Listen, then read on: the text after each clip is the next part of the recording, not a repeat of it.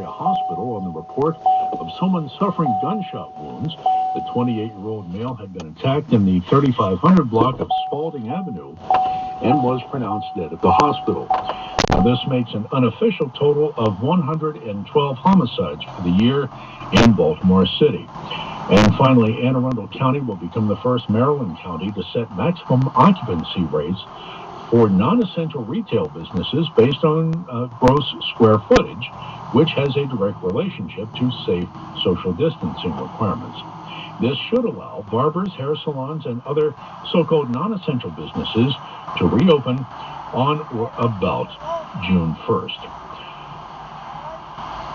All right, get the latest coronavirus developments and more breaking news sent directly to your phone. Just download the free WBAL radio app and activate push alerts. I'm Steve Ray, WBAL News Radio 1090 and FM 101.5. WBAL News Radio 1090 and FM 101.5 traffic. This report is sponsored by Ace, the Healthful Place. Traveling 895 northbound, do keep in mind there is a work zone as you approach Boston Street, and that has a left lane closed. And also keep in mind that the southbound tube is closed for long-term road work. Two-way traffic runs in the northbound tube. Just a little bit of heavy volume there. Keep in mind also that a portion of Baltimore Street is closed for a crane lift operation today between North Poppleton Street and North Fremont Avenue. Detours and parking restrictions are in effect. And also keep in mind that several meal distribution sites are up today until about 2 o'clock this afternoon, including at M&T Stadium in Lot H and at Old Eastern High School at John Hopkins Complex parking lot on 33rd Street. So expect extra traffic in that area, a little bit heavier volume than normal due to the food distribution. Staying in is a little easier when you can grill out, so let Ace help you find a new grill from their top brands. Right now you can get free assembly, delivery, and fuel-on grills and accessories, $3.99 and up. Offer valid for Ace Rewards members through May 31st. See participating stores for details. I'm Michelle Murray, WBAL News Radio 1090 and FM 101.5. WBAL News Radio is working for you every weekend.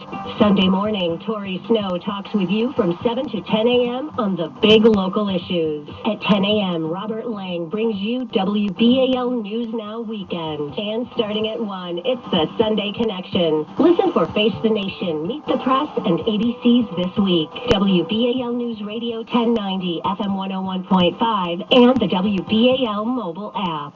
The Peter Schmuck Show. WBAL News Radio 1090. And now in Greater Baltimore on FM 101.5. I got to jump back in with another great text. This is directed specifically at me. He says, Peter, you have one job too many. Have you ever mentioned that Trump doesn't smoke, drink, or take drugs? So he likes the ladies. So what? Most real men do. Trump has to be that way because how else could he survive? 98% of the press and media in Hollywood hate him and lie about him 24/7. All right. I don't think most real men publicly get married and remarried and embarrass their ex-wives and run around on their wives and have kids with 3 different women. I don't think most real men do that. I think I'm going to have to question your definition of what a real man is. I personally think, this is very self-serving, but I think a real man is married to the same woman for 36 years and hasn't cheated on his wife. That's just me. As for what else, he has to be that way because how else could he survive? He has always been that way. Come on. It isn't because the press and the media and Hollywood hate him now. He's been doing this for a long time. He hasn't always been a presidential candidate and a president. That's just silly. Donald Trump brings a lot of this stuff on himself. Listen, I've been the first to say that a big segment of the media has not treated him fairly. He's not easy to treat fairly. He makes it hard. But the fact is that the MSNBCs and CNNs of the world look for every opportunity to cast him in a bad light. But that's just it. He called him out for being fake news.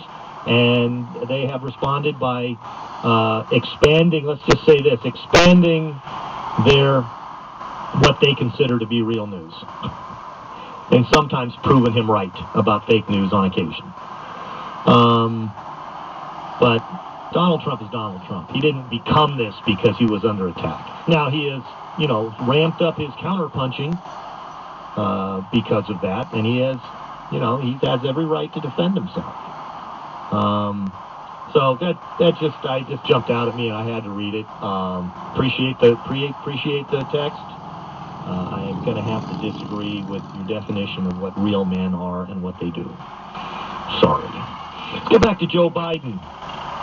And I was speaking right before the break about Joe Biden and him deciding early on to tell everyone that he was going to choose a female vice presidential nominee to join him on the ticket. And not surprised by that, and I certainly have no objection to that. I'm not sure if I was the candidate, I would have made it such an ironclad promise right out of the chute. But he was in a bind. There was a point where his candidacy appeared to be dead, and then he rebounded in South Carolina and ran away from the field, and it was over very quickly. I think he was sincere in his desire to pursue only female candidates, not because that would make some kind of history if he gets elected, be the first female vice president, obviously. That'd be great. But what he's done, in a sense, is painted himself into a bit of a corner.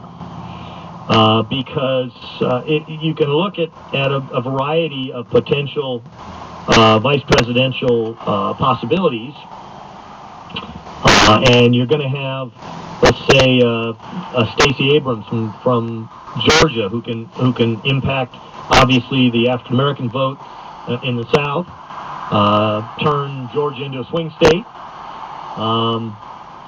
or you can go with name recognition, and you've got Elizabeth Warren, you've got Amy Klobuchar, who have been standing beside him on the debate stage over and over and over.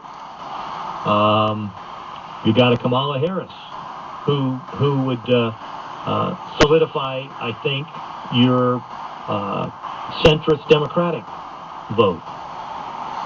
But because every person that Donald Trump could pick. Donald Trump, I'm sorry.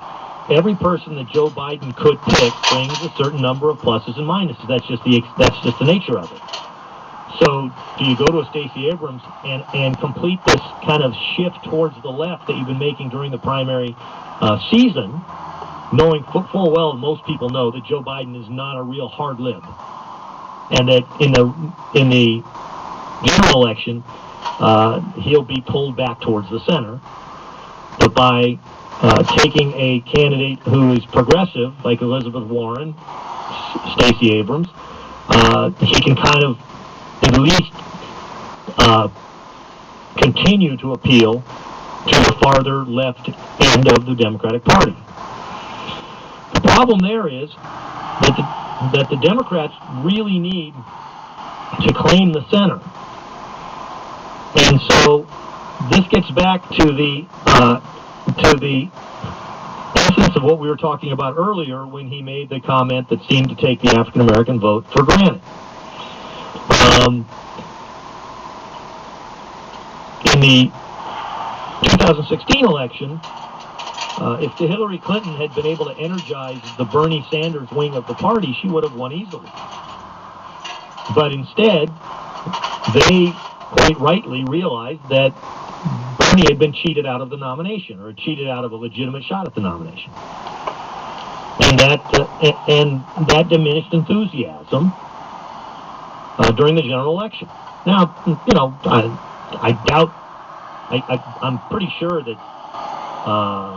I'm pretty sure you could count the number of Bernie voters that voted for Trump on one hand. But the fact is, those that didn't end up getting out of bed that day and casting a vote for Hillary.